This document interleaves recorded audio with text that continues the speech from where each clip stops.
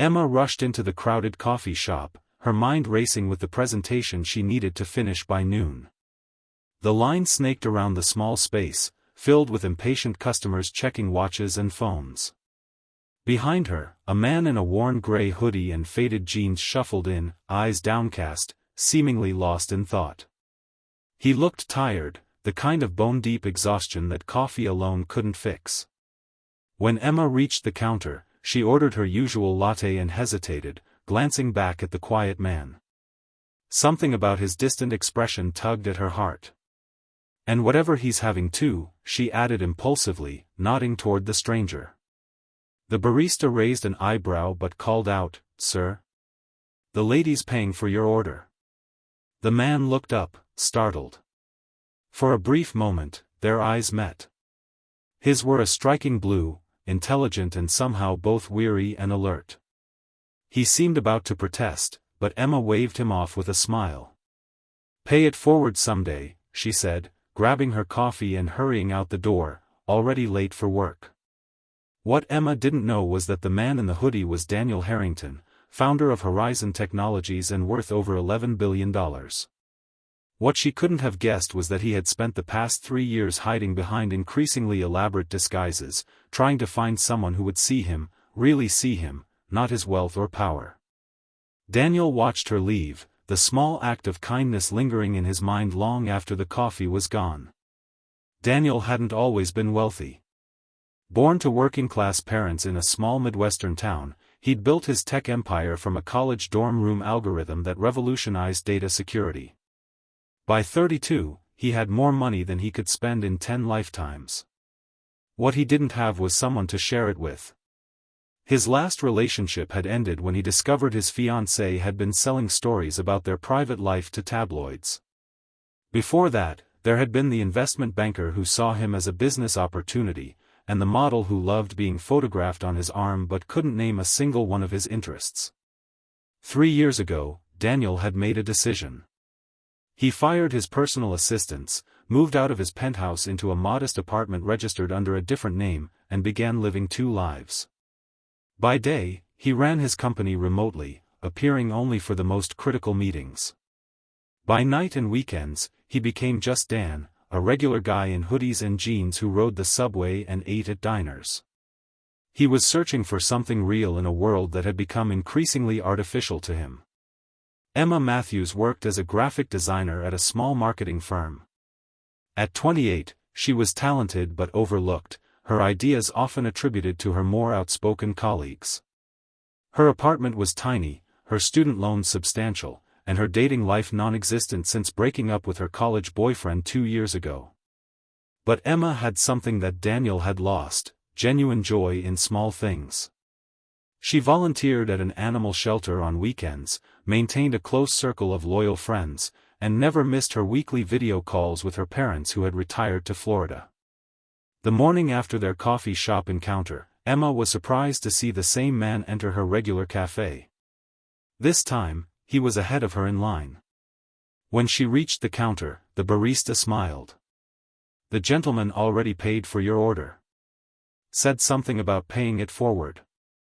Emma looked around but couldn't spot him. She felt an unexpected flutter of disappointment. The next day, he was there again. And the day after. Sometimes they exchanged small talk about the weather or commented on the cafe's eclectic music choices. He introduced himself simply as Dan.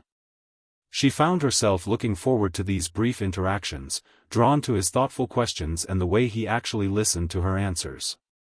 2 weeks into their morning ritual, Dan asked if she might want to grab lunch sometime. "I'd like that," Emma replied, surprising herself with how much she meant it.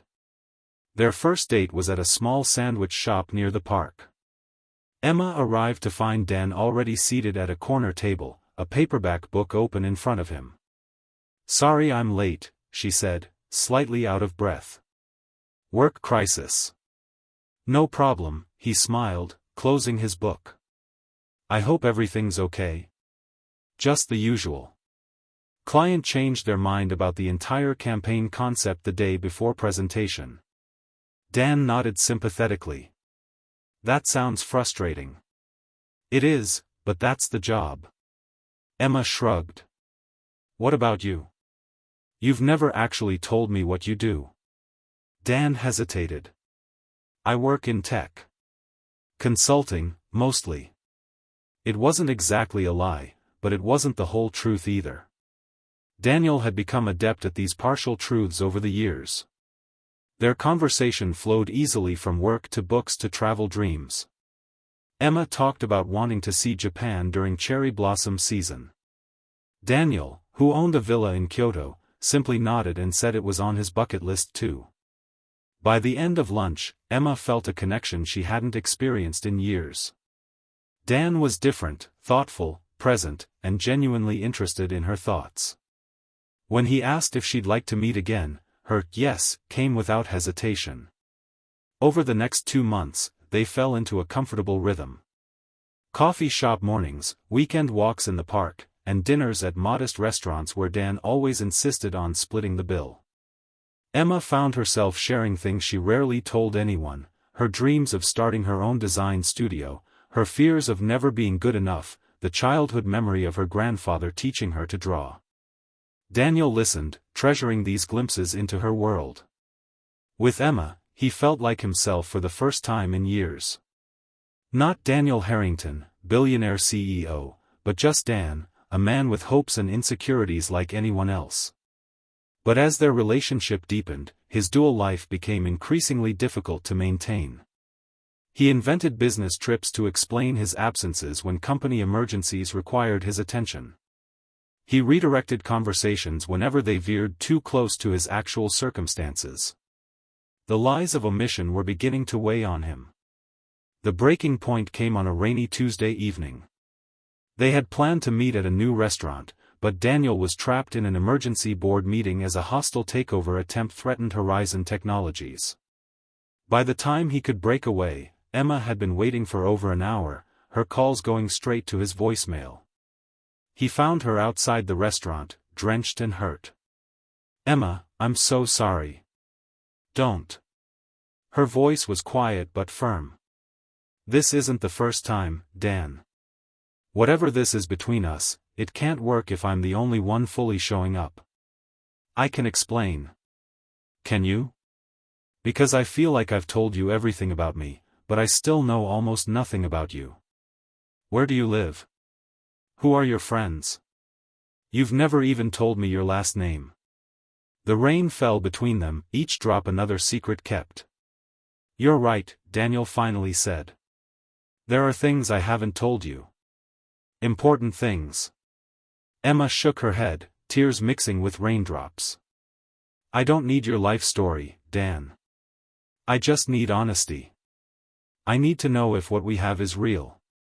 It's the most real thing in my life, he said, and meant it. Then prove it. No more mysteries, no more vague answers. Just truth. Daniel nodded slowly. Tomorrow. Meet me at the coffee shop where we first met. I'll tell you everything. Emma studied his face for a long moment. One more chance, she said finally. That's all I have left to give. That night, Daniel paced his modest apartment, weighing his options.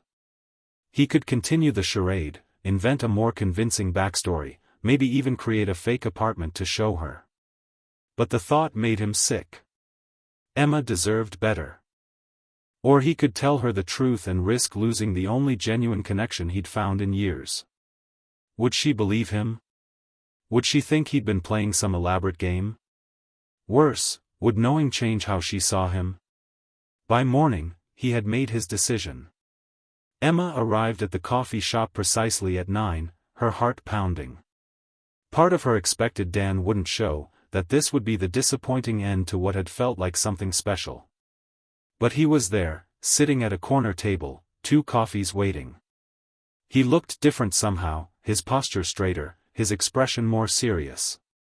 He wore a crisp button-down shirt instead of his usual hoodie.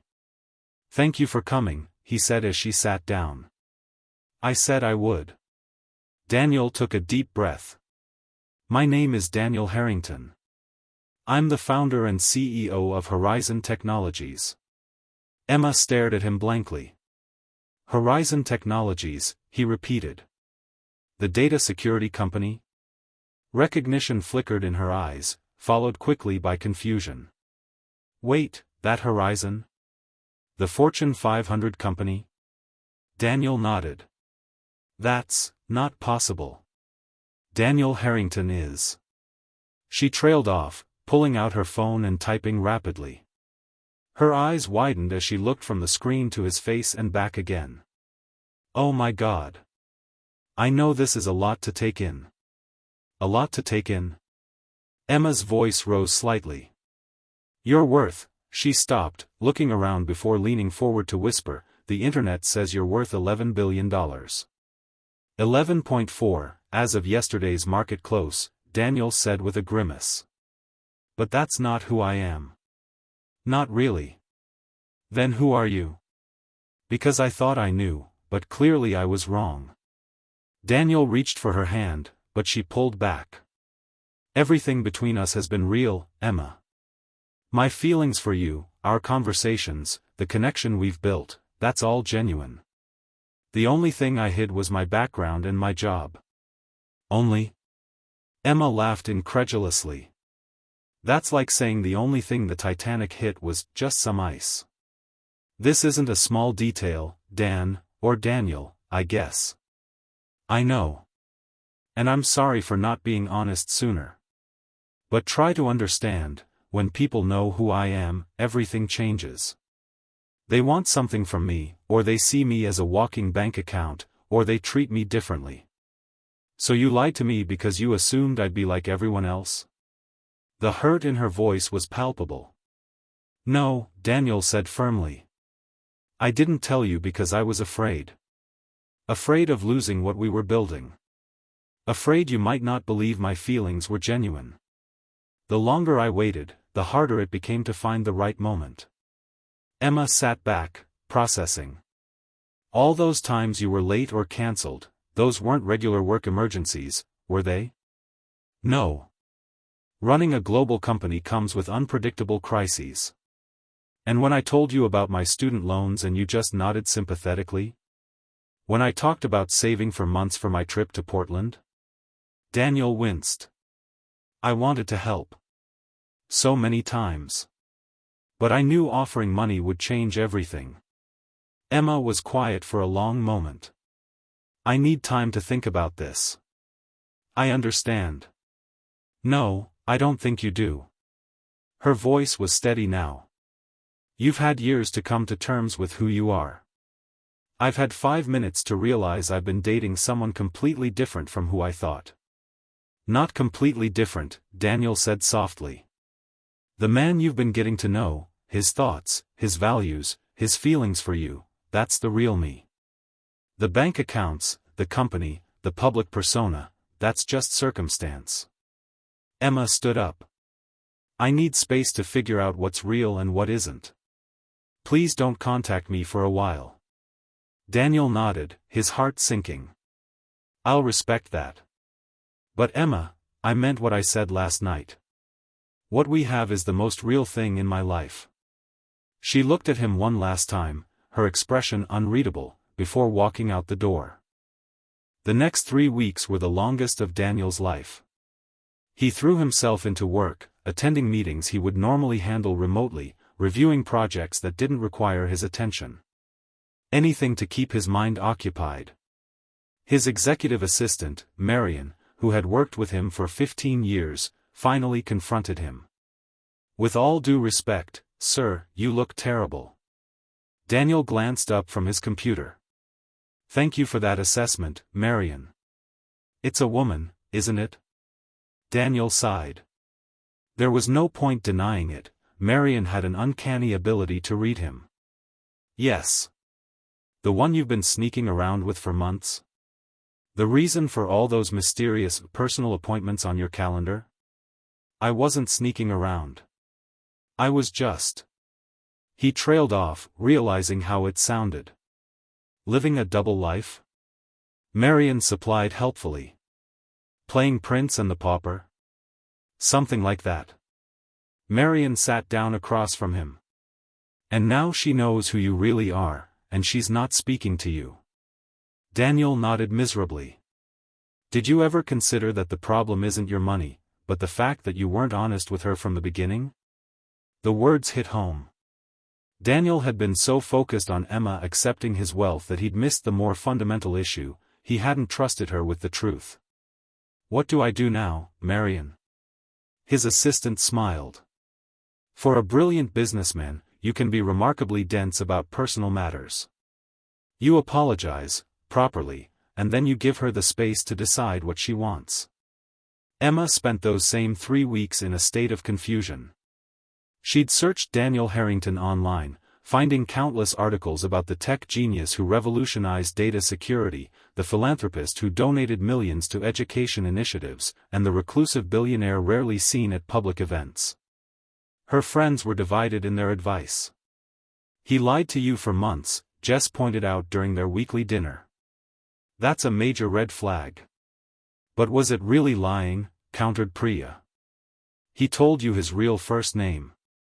He just omitted some details. Some details? Jess scoffed. Like being one of the richest men in the country?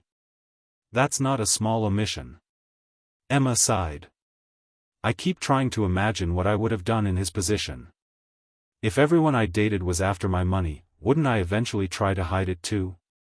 Maybe, Jess conceded. But for months? The question isn't whether he was right to hide it, Priya said gently. The question is whether what you felt for him, for the person you got to know, was real.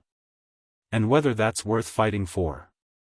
Emma thought about their conversations, the way Daniel, had listened to her dreams as if they mattered. How he'd remembered small details about her life that even her closest friends forgot.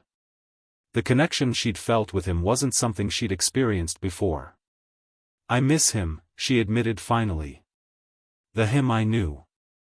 I'm just not sure if that person really exists.